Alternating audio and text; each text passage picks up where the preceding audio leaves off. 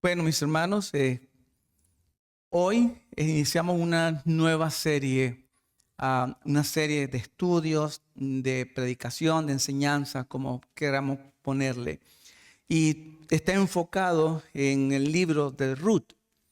Y precisamente vamos a tocar el tema de la familia. A veces pensamos o entendemos que Ruth tiene que ver de la relación entre suegra y nuera. No es así. Ruth tiene que ver mucho más allá de lo que nosotros a simple vista leemos.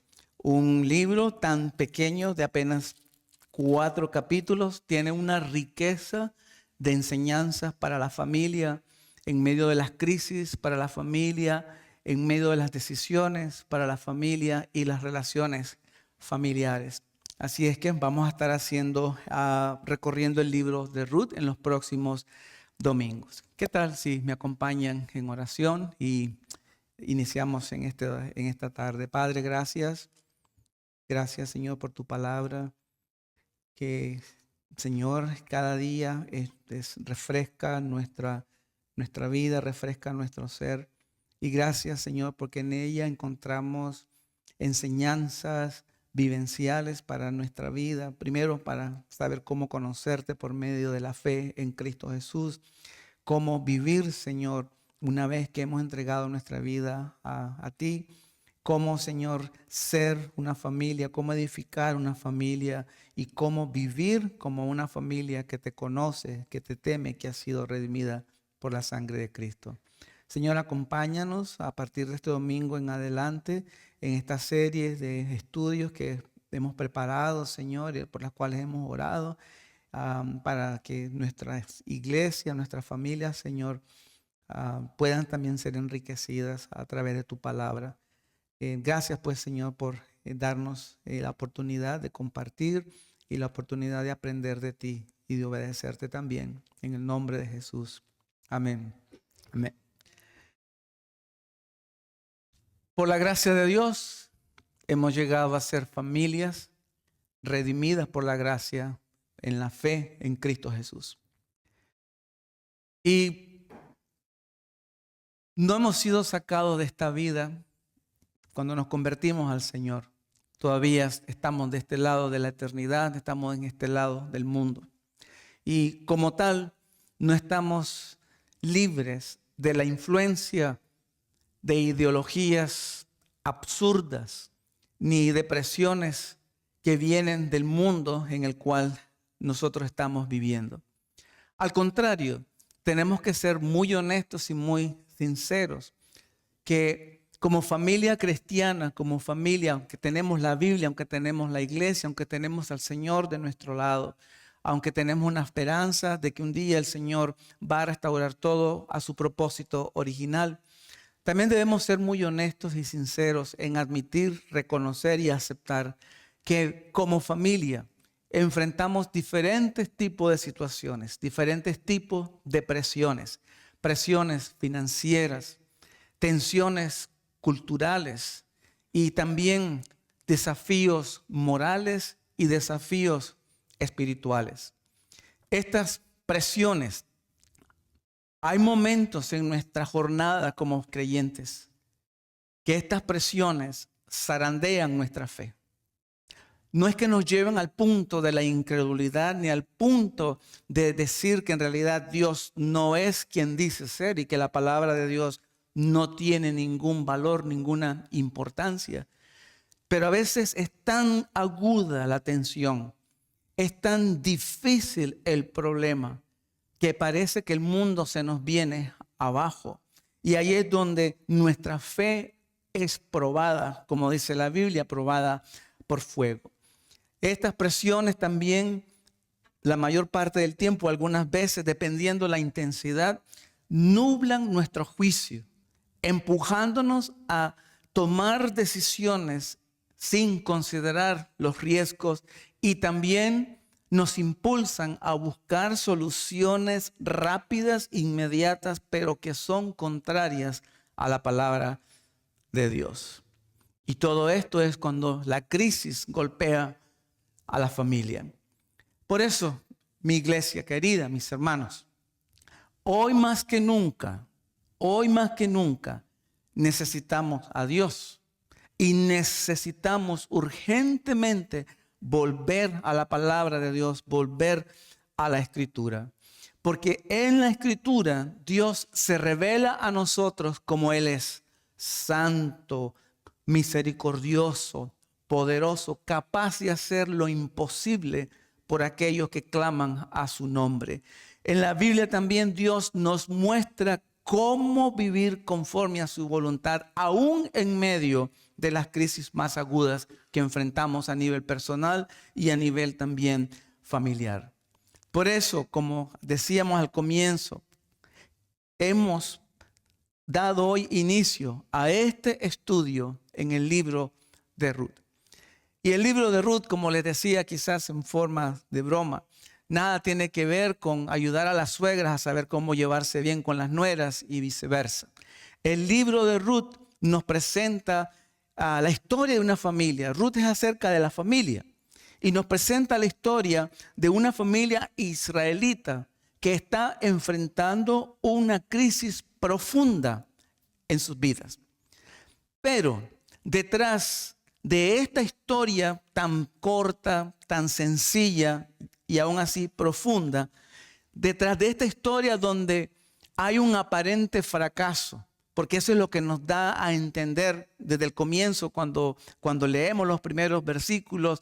Parece que las cosas van de mal en peor y parece que todo es un completo fracaso. Pero en esa historia vemos cómo el amor y la providencia de Dios en medio de las crisis obran de manera silenciosa. Cómo la providencia de Dios nos guía en medio de aquello que todavía no entendemos, de aquello en los momentos cuando estamos luchando de entender o de hacer sentido de lo que está aconteciendo. Vemos también cómo el amor de Dios y la providencia de Dios sostiene a la familia. No solo eso, sino que en su tiempo, en el tiempo de Dios, Él restaura a la familia y cumple así sus propósitos redentores a través de la familia, a través de nosotros. El punto de lo que queremos apuntar es este. En tiempos de crisis, porque en algún momento la crisis va a tocar a la puerta de su familia. Téngalo por seguro. En los tiempos de crisis, la familia no está sola. La familia tiene un Dios que es fiel, un Dios que nunca abandona a los suyos en ninguna circunstancia. ¿Qué tal entonces si vamos al libro de Ruth? Vamos a abrir el capítulo 1, vamos a empezar por ahí y vamos solamente en esta tarde, vamos a recorrer los primeros 5 versículos del capítulo 1. Ruth, capítulo 1, versículos del 1 al versículo 5. Leo para ustedes de mi Biblia. Dice: aconteció en los días que gobernaban los jueces que hubo hambre en la tierra, y un varón de Belén de Judá fue a morar en los campos de Moab, él y su mujer y 2 hijos suyos. El nombre de aquel varón era Elimelech y el de su mujer Noemi, y los nombres de sus hijos eran Mahlón y Kelión, efrateos de Belén de Judá. Llegaron pues a los campos de Moab y se quedaron allí. Y murió Elimelech, marido de Noemí, y quedó ella con sus 2 hijos, los cuales tomaron para sí mujeres moabitas. El nombre de una era Orfa y el nombre de la otra Ruth, y habitaron allí unos 10 años. Y murieron también los 2, Mahlón y Kelión, quedando así la mujer desamparada de sus 2 hijos y de su marido. Aprendamos de esta historia desde apenas sus comienzos. Y hoy vamos a hablar precisamente de ese tema, cuando la crisis golpea a la familia. Cuando la crisis golpea a la familia. Ubiquémonos en el tiempo, el espacio donde el autor pone o centra o introduce esta historia. En el versículo 1, en la primera parte, el autor nos dice, o más bien conecta lo que va a acontecer o esta historia con los días en que gobernaban los jueces. Algunos creen, sugieren, suponen que se trataba del tiempo de Gedeón, Jueces capítulo 6 hasta el capítulo 8. Otros dicen que es muy probable que está hablando del tiempo de la época de Jair, es decir, en Jueces capítulo 10, versículos 3 al 5. Pero el texto no nos da ningún tipo de información respecto a qué juez estaba liderando en ese momento. Simplemente nos dice que esa es la época en donde ocurre esta historia. Pero esa mención o esa referencia no es simplemente casual como para llenar espacios en el escrito, ¿no? Lo que el autor quiere es ayudarnos a entender la historia dentro de un contexto en el cual vivía esta familia, y eso, por eso es importante. El tiempo de los jueces. Sería bueno, y les sugiero, que pueda hacer una lectura del libro de los jueces. Es sumamente interesante y nos da mucho que para aprender. Pero el tiempo de los jueces fue una época oscura para Israel. Fue una época difícil para el pueblo. No había líder, no había rey, no había... Josué ha muerto, toda esa generación muere.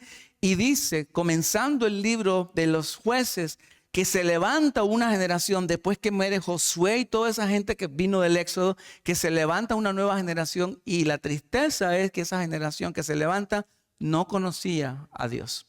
Lo que nos dice mucho del por qué esa etapa fue una de las más difíciles y oscuras espiritualmente hablando para el pueblo.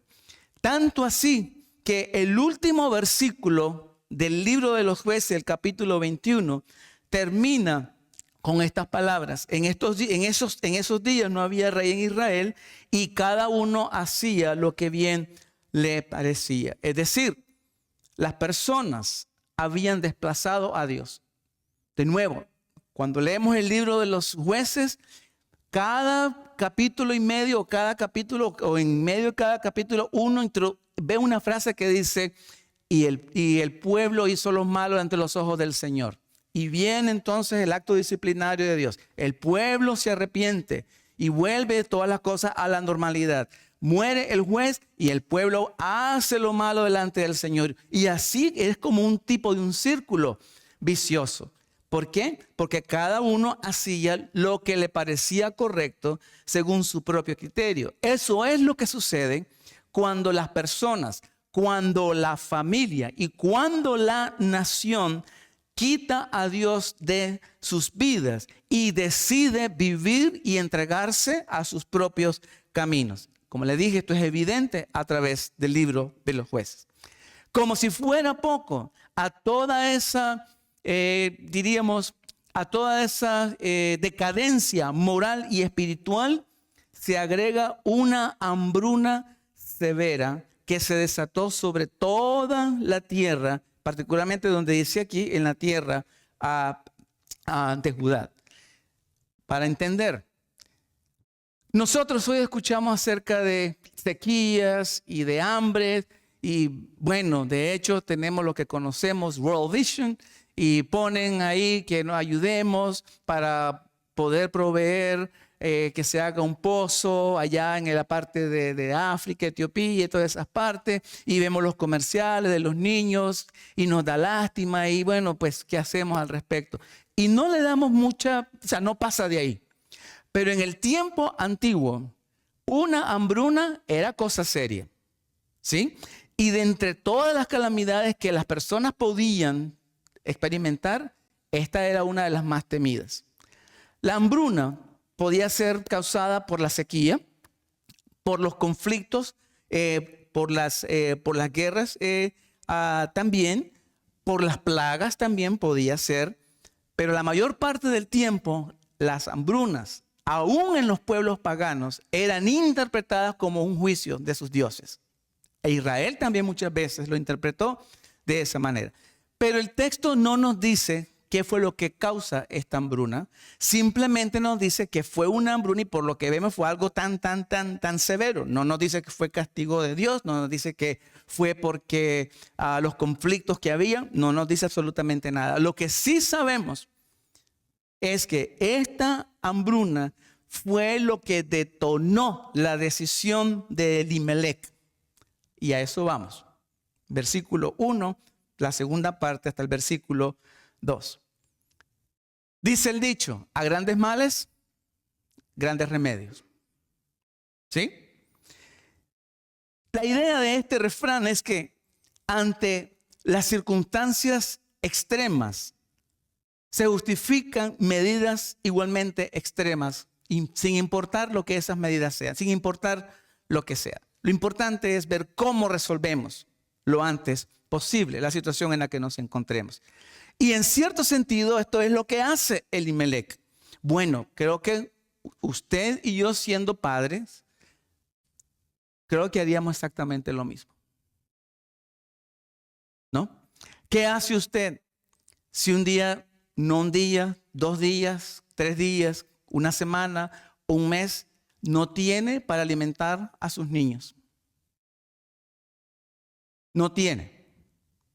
Los niños no saben, los niños simplemente piden comida. Pero usted no tiene trabajo, usted no tiene ahorro, usted no tiene absolutamente nadie. Encima de eso, le están pidiendo la renta de la casa. Encima de eso, están toda la cantidad de compromisos financieros que hemos adquirido. Pero a usted no le importa pagarle al banco, a usted no le importa el celular, lo que a usted le importa es darle de comer a sus hijos. Y en una situación como esa, cualquier padre hace hasta cualquier locura, con tal de por lo menos traer un día, un poco de alimento a sus hijos, ¿sí? Pero a la luz de toda la escritura, el texto nos invita a mirar más allá de lo evidente. Podríamos decir, hizo lo correcto. Yo haría también lo mismo, como dijimos hace un momento. Pero el texto nos invita a ir más allá de lo que simplemente acá vemos, porque hay mucho más en peligro detrás de esta decisión de lo que parece a simple vista. Uno diría, si no hace nada, se mueren. Eso es cierto. Si no hacemos nada, si hay hambre, nos morimos. Eso es una realidad. Exploremos la escritura, exploremos la historia, exploremos el texto. En primer lugar, esta no es una decisión sencilla de cambio de residencia. Era una decisión que implicaba un cambio radical de toda la familia. Es decir, no es una cosa de que, no, yo me voy a mover de Scarborough para Mississauga, porque allá esto es mejor, allá aquello, lo otro, y la vida sigue como si nada. Ese no es el caso detrás de esta decisión. El traslado de Elimelec con su esposa y sus hijos, por cierto, no sabemos cuántos años tenían los hijos. Pudieron haber sido quizás unos niños de unos 7 años, no sé. Estoy acá nomás, como se dice, especulando. No nos dice nada la Biblia respecto a cuántos años tenían Malón y Kelión cuando salieron de Belén, ¿sí? Pero el traslado de esa familia, ¿sí?, implicaba recorrer aproximadamente una distancia de 150 kilómetros, atravesando terrenos montañosos, y ese viaje iba a tomar más o menos de 7 a 10 días, si no encuentran ningún tipo de contrariedad, ¿sí? Y eso también incluía cruzar el Jordán por el lado de la frontera que estaba acerca del Mar Rojo. Y eso implicaba también enfrentar una cantidad de peligros en el camino. Cuando yo leo esto, cuando hacía el trabajo de esto y veía eso, y en realidad yo me llegué a preguntar, bueno, ¿cómo hicieron ellos como para ir para allá al otro lado? Me impresionó bastante porque como le digo, mucha resonancia con nuestra experiencia, con mi familia en lo personal. Yo no sé cómo usted llegó acá a Canadá. Algunos simplemente montaron en un avión, llegaron acá, 10 horas, 7 horas, el tiempo que fue, y listo, rico. Esa no fue la experiencia de mi familia. Nosotros tuvimos que cruzar frontera a pie, cruzar el río. No solo yo, toda mi familia, para poder llegar a algún lugar y comenzar una nueva vida. ¿Sí? ¿Qué es lo que nos mueve a nosotros a hacer todo eso? Toda la situación que se vive en nuestra familia en los tiempos de los años 70 y 78, 79.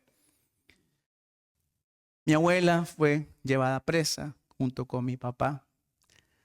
A un tío de parte del lado hermano de mi abuela lo ajusticiaron en la plaza pública, pero antes de ajusticiarlo lo torturaron, hicieron una cantidad de barbaridades. Estábamos nosotros un día comiendo, íbamos a sentarnos a comer y de repente vinieron todos los soldados allí y comenzaron a disparar con metralleta y todos nosotros para el piso y esperar ahí que ninguno conocíamos al Señor. Fue tan tensa la situación para nosotros que estábamos en la escuela y para mi familia, que un día se tomó la decisión la familia, no, aquí no podemos seguir, hay que salir. La pregunta era, ¿cómo salir? Que había recursos, habían no muchos, pero ¿cómo salir? ¿Cómo iniciar todo ese proceso? ¿Cómo llegar hasta los Estados Unidos? No nos dieron visa, no nos dieron absolutamente nada. La única vía era emprenda el camino y cruza el río. Entonces yo sé lo que es ser un mojado, quieren decirle así. Yo sé eso. Yo sé la tensión que se vive cuando no se sabe qué es lo que va a pasar, cuando uno no conoce hacia dónde está yendo, simplemente siguiendo instrucciones que se le dan, va a ir a un lugar, va a ir a otro lugar, se baja, se sube, haga aquello y nada más, nada más.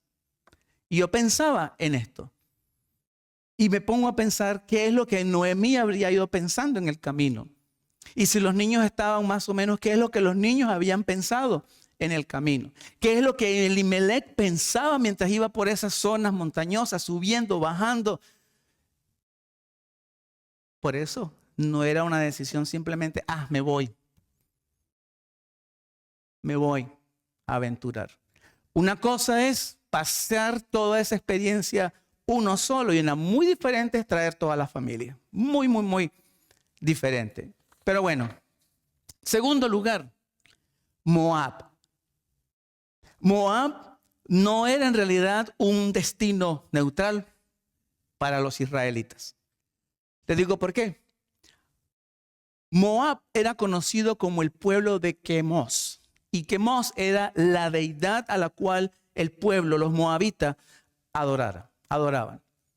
Y esa adoración a este Dios, la mayor parte del tiempo, cuando había sequías, cuando había dificultades en la tierra de Moab, esa adoración era seguida por sacrificios humanos, particularmente sacrificios de niños. Piense conmigo.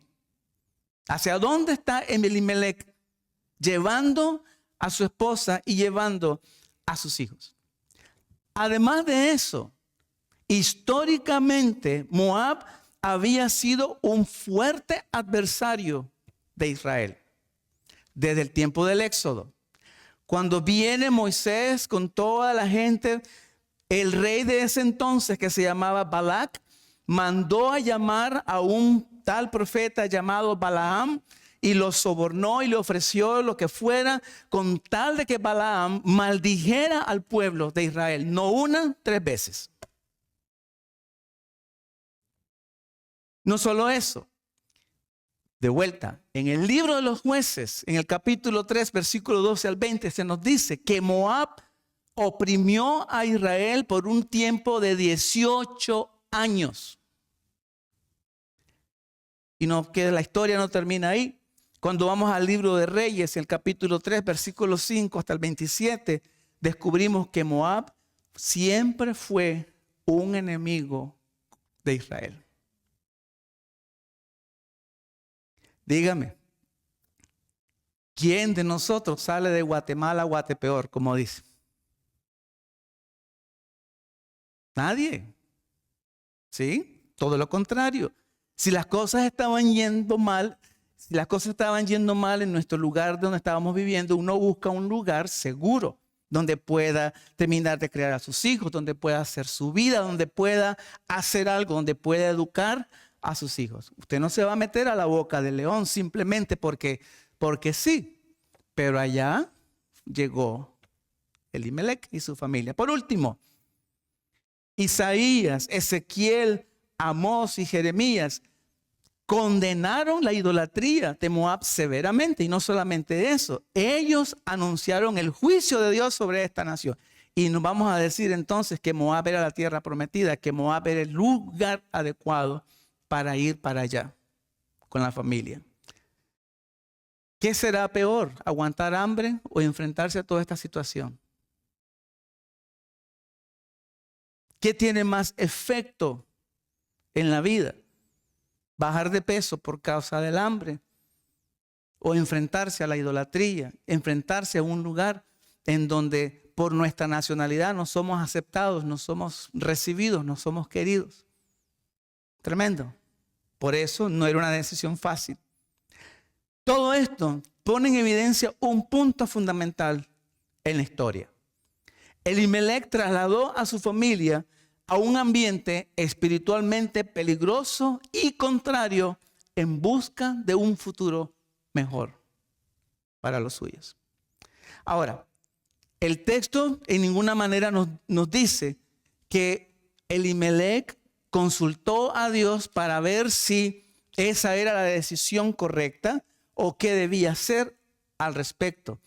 Tampoco el texto presenta esa decisión como un acto de fe. Y esto levanta una pregunta crucial, incluso también para nosotros, en cuanto a nuestras decisiones.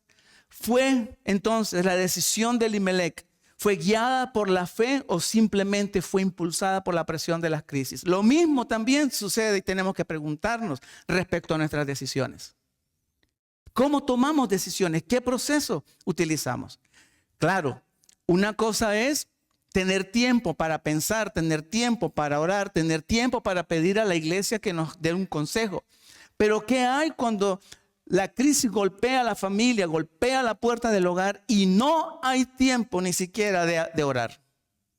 ¿Cómo en ese momento crucial sabemos que la decisión que estamos tomando es la decisión correcta? Por ejemplo, todos nosotros acá somos inmigrantes, con excepción de uno que nació acá. ¿Sí? Estamos pendientes de nuestro teléfono. Y en el momento que una llamada cae y nos dicen que nuestra mamá está enferma, que se murió alguien en la familia, sin pensarlo dos veces, nos levantamos, buscamos un vuelo y nos vamos. ¿Sí o no? Pero ¿se ha puesto a pensar si en realidad esa es la decisión correcta? Pero es que es mi mamá. No. ¿Se ha usted puesto a pensar que eso es lo que Dios en ese momento le está diciendo que haga o no? Pero es que es mi mamá. Yo tengo que estar ahí. O sea, no estoy echándole culpa a nadie. Lo que quiero es que reflexionemos. Lo que quiero es que pensemos, que procesemos. Que muchas veces nuestras decisiones son impulsadas por las circunstancias. Y no nos damos el tiempo a pensar si en realidad Dios está detrás de todo eso. Y si eso es lo que verdaderamente Dios quiere que yo haga. Sea ante una noticia de una pérdida de un ser querido. Sea ante la noticia de la pérdida de trabajo. Cualquiera sea la circunstancia. Pero seguimos. Llegan a Moab. Y para colmo de males, como dicen, las cosas fueron de mal en peor y en un país extranjero. Versículo 3 al versículo 5. Uno diría que cuando llega a un lugar, bueno, las cosas cambian. ¿Sí?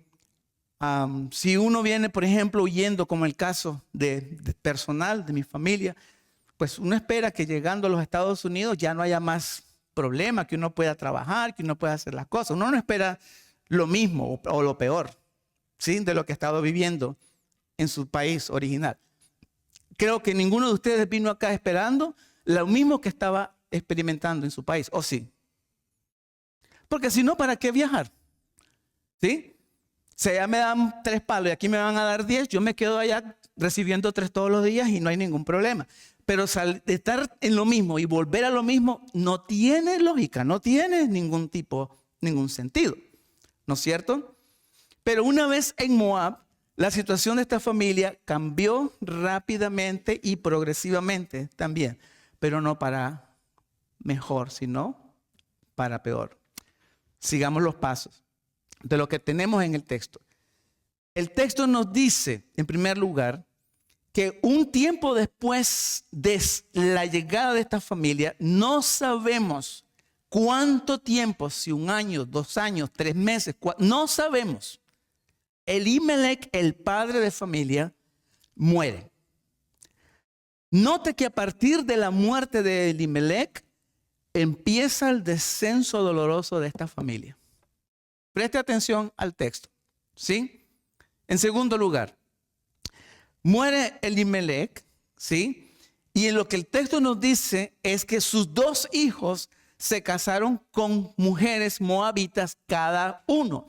Sabemos los nombres, uno era Ruth y la otra era Orfa, ¿correcto?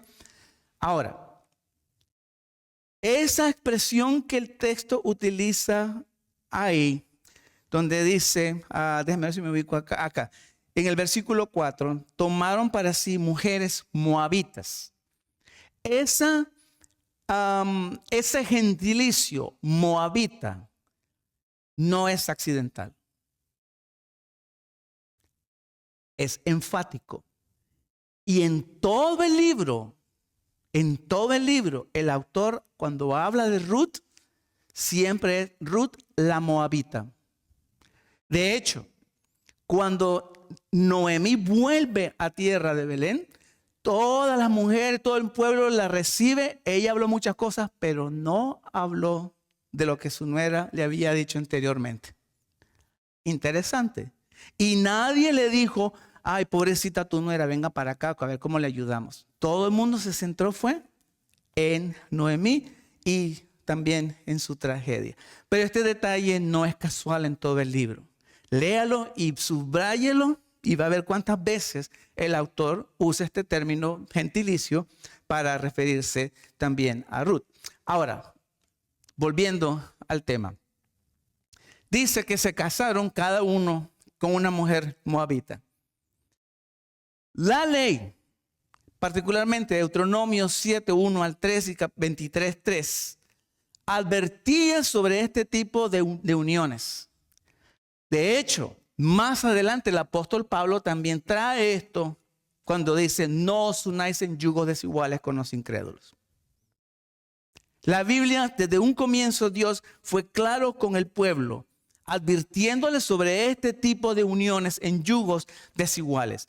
Y no era una cosa como que, no se casen con tal nacionalidad porque las mujeres son esto, o no se casen con esto porque los hombres son aquellos. No era una cuestión en realidad de razones étnicas, que porque era blanco, que porque era alto, que porque era rubio, que porque era negro. No es nada de eso lo que importa. El punto de la ley era el peligro que había detrás de esa unión. Y esto es algo que a veces nuestros jóvenes no logran captar. Sí, se enamoran lamentablemente de la persona equivocada en el sentido que no hay en realidad correspondencia en el terreno de la fe. No hay. Y muchos se casan diciendo que van a orar y que en el camino él o ella se conviertan. Muy pocas son pocas las excepciones a esa regla, pero por lo general termina siendo lo opuesto. Si es ella la no creyente, él termina yéndose para allá. Y si es él el no creyente, ella termina yéndose para allá. Porque de una manera u otra hay que llevar la fiesta en paz. Y para no causar fricción, para no causar y mantener la relación y la unidad familiar, bueno, cedemos, bajamos la guardia y cuando vemos, estamos navegando en aguas extrañas espiritualmente hablando, ¿sí? Entonces, no está de más decir que estos dos se casan sabiendo exactamente lo que la Biblia lo que la palabra de Dios les estaba diciendo. Ese acto sugiere que la familia empezó a adaptarse al ambiente en que vivía. Y mis hermanos, es triste, muy triste ver cuando muchos creyentes que vienen de nuestra Latinoamérica, que sirvieron al Señor allá apasionadamente, aquí pierden el norte. Pierden el norte. Se desenfocan. Y comenzamos, y díganme ustedes si me equivoco, como padres empezamos, no, es que yo quiero darle a mis hijos lo que yo nunca tuve. ¿Saben? Los muchachos en nuestros países viven sin lo que tienen los muchachos acá, y hasta el día de hoy yo no creo que ninguno se haya muerto porque no tiene un PS2. Ninguno de los muchachos allá los han echado de la escuela porque no tienen una tableta, porque no tienen un celular, el último que yo sepa. ¿Sí? Ninguno. Pero a veces caemos en esa lógica que queremos darle todo y dejamos por fuera lo más importante, la transmisión, la herencia de nuestra fe. Porque nos vislumbra todo lo que hay acá y la facilidad con que podemos adquirir lo que usted quiera. Lo que usted quiera, cuando usted quiera. No hay problema en eso. Pero eso es lo que sugiere acá. La familia comienza a adaptarse. ¿Y acaso no es eso lo que la Biblia nos dice? No os conforméis a este siglo, sino transformados por medio de la renovación de vuestro entendimiento, para que comprobéis cuál sea la voluntad de Dios, buena, agradable y perfecta. Pero es lo contrario. No todos, pero eso es una realidad. Tercer lugar. Aproximadamente 10 años después, esa expresión 10 años después no nos dice si fueron 10 años después que llegaron o 10 años después que muere Elimelech, ¿sí? 10 años después ocurre otro golpe devastador, y es que estos dos hombres, Mahlón y Kelión, mueren. Uno diría, bueno, murieron al mismo tiempo, no sé. Uno después y al rato el otro, no sé, la Biblia no lo dice. Pero lo que quiero y lo que la Biblia quiere que entendamos es que no se trata simplemente de que una mujer ha perdido 2 hijos y ha perdido a su esposo. En el mundo antiguo, mis queridos hermanos, donde la estabilidad de la familia y la seguridad de la mujer dependía del hombre, Noemí queda viuda, sin hijos, sin sustento. Fíjese, se van porque ahí hay sustento. Termina precisamente sin tener lo que andaba buscando. Lo peor, en tierra ajena. En tierra extranjera. Muchos de ustedes han tenido la bendición de venir acá y los ha recibido una familia. Pero usted sabe lo que es venir, que fue mi experiencia.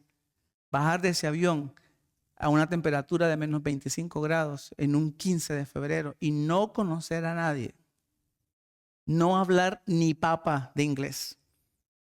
Que lo reciban la gente de migración y comienza a decirle, uno lo único que escucha, chap, chap, chap, chap, chap, y no entiende absolutamente ni papa lo que le está diciendo. ¿Usted sabe lo que es eso? ¿Sí? Yo no vine a encontrarme con mi familia, sino hasta aproximadamente 5 años después, que ellos pudieron salir de allá y yo pude ir a los Estados Unidos y ver 5 años. Imagínense. ¿Sabe lo que es enfermarse sin no tener nadie quien le haga ni siquiera un té? ¿Usted sabe lo que es llegar después de largas horas de trabajo y usted mismo cocinarse? Limpiar, ir a hacer lavandería. ¿Usted sabe lo que eso es? Bueno, Noemí quedó, como dicen los colombianos, en la inmunda. 0. Y junto a ella también sus 2 nueras quedaron exactamente en la misma condición. Aquí está entonces, mis hermanos, lo que a Elimelech le pareció correcto, como dice Jueces, según su propio criterio, terminó siendo devastador para su familia. Elimelech muere y no hay nada que Elimelech del otro lado pueda hacer por Noemí que queda en la vida. No hay nada que pueda hacer. ¿Sí? Sin embargo, aquí es donde la historia cobra un valor grande y cobra una enseñanza pertinente para la familia en nuestros días. Cuando todo parecía perdido, cuando todo parecía no tener ninguna solución, ojo, Dios seguía en control. Lo mismo pasa en nuestros días, en nuestras vidas. Quizás estamos atravesando personal o familiarmente momentos difíciles que nadie excepto Dios sabe. Esa situación a Dios no se le ha salido, ni está por salirse de las manos. Dios es soberano y Él está en control. Porque en este escenario sombrío, y en realidad no da ganas de seguir predicando. A mí ya yo digo, esto es tremendo. Esto es más triste que un funeral. ¿Sí? Hasta lástima da por esta mujer. Y digo, Señor, ¿por qué este autor escribió eso ahí? Hubiera comenzado más bien, tu pueblo será mi pueblo, mi Dios será mi Dios, y vamos para adelante. Pero no comienza ahí. ¿Sí? Pero en ese escenario, el autor nos va a demostrar a través de todo el libro que aunque el ser humano pierda todo por una mala decisión que haya tomado, basado en sus propios criterios, y que aun cuando el cuadro es oscuro, esa situación se convierte en el escenario donde la gracia de Dios se va a desplegar. Terminemos, porque ya no hay más versículos para seguir. Y no es el término tampoco. No estamos terminando todo este libro. Vamos a seguir con Ruth, capítulo 1, y los versículos 6 hasta el versículo 18, en los próximos domingos. Por el momento, para terminar, ¿qué tal si reflexionamos? Les invito a reflexionar seriamente, conscientemente, ¿sí? Y hagámoslo a la luz del texto. Y consideremos 3 grandes verdades que podemos extraer de esta experiencia para nuestra vida y para nuestra familia. Acompáñenme. Primero, mis hermanos, no importa la situación, no importa la circunstancia, no importa en dónde esté, evalúe muy bien sus decisiones. Evalúe muy bien sus decisiones. Preste atención. Elimelech decidió e hizo como todo el mundo hacía en esa época. Cada quien hacía lo que le parecía según su propio criterio. Resulta que lo que nosotros consideramos bueno o correcto no siempre lo es. No siempre lo es. Filtre las decisiones no a través de su apreciación, sino a la luz de la palabra de Dios. No es lo que a mí me parece, lo que yo creo, pienso, siento, percibo. Es que yo tengo más de un sexto sentido que me está diciendo, no existe tal cosa como un séptimo, noveno, octavo, décimo sentido. Sigan la guía de la Escritura. Siga la guía de la Escritura. ¿Por qué? Proverbios 14:12 dice, hay camino que al hombre le parece derecho, pero el final es camino de muerte. Nosotros le tiramos esto a las personas no creyentes, pero ¿qué hay de nosotros, los creyentes?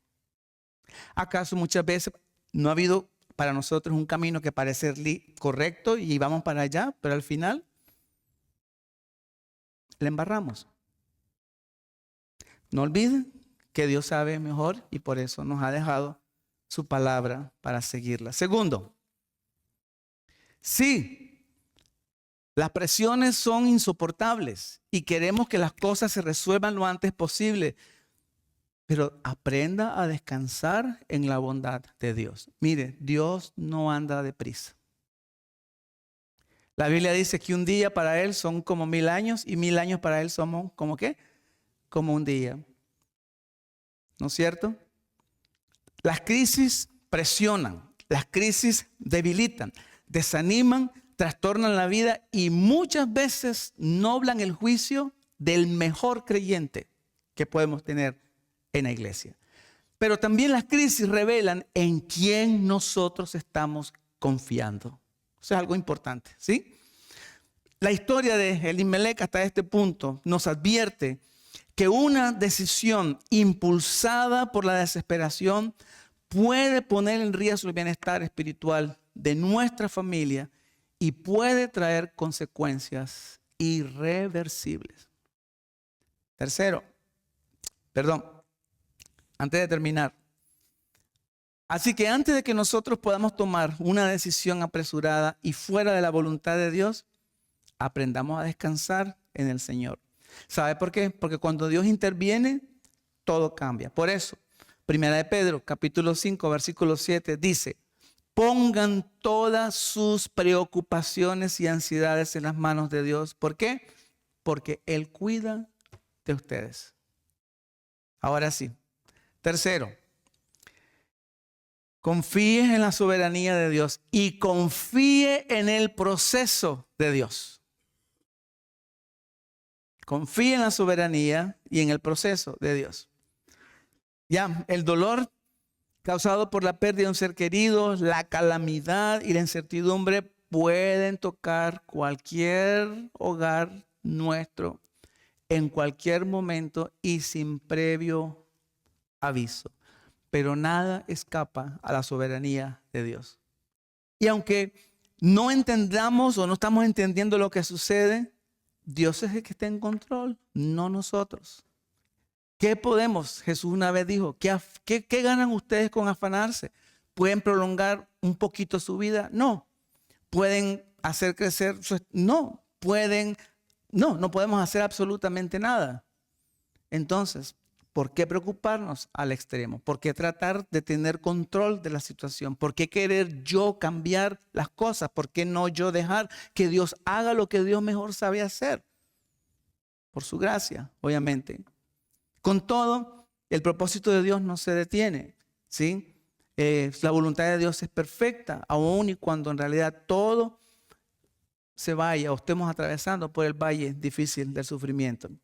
Isaías 43, versículo 2 al 13 dice: cuando pases por las aguas, yo estaré contigo. Cuando cruces los ríos, no te anegarán. Cuando pases por el fuego, no te quemarás, ni las llamas arderán en ti. Yo soy el Señor, tu Dios. Yo soy tu Salvador, el Santo de Israel. Confiemos en el Dios. Y confiemos en el proceso que Dios hace. Elimelec, cerramos con esto, nos deja una gran lección. No tenemos la capacidad de resolver las crisis según nuestro propio criterio.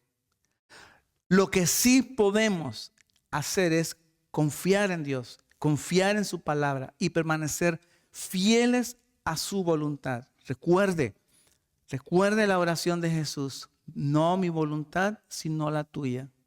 Que así sea. Recuerde lo que el Señor nos enseña cuando nos enseña a orar: hágase tu voluntad en la tierra en la misma manera que se hace en el cielo. Recordemos eso cada vez, porque no podemos hacer nada si no confiamos en el Señor. Entonces, en medio de las crisis, en medio de los problemas, en medio de las situaciones que parecen no tener solución, cuando confiamos en el Señor, tal y como dice Filipenses capítulo 4, versículo 7, la paz de Dios que sobrepasa todo entendimiento cuidará sus corazones y sus pensamientos en Cristo Jesús. Termino con estas palabras de Teresa de Ávila. Dice: nada te turbe, nada te espante. Dios no se muda. Quien a Dios tiene, nada le falta. Solo Dios basta. Iglesia, Dios es siempre bueno y grande es su fidelidad. grande es su fidelidad.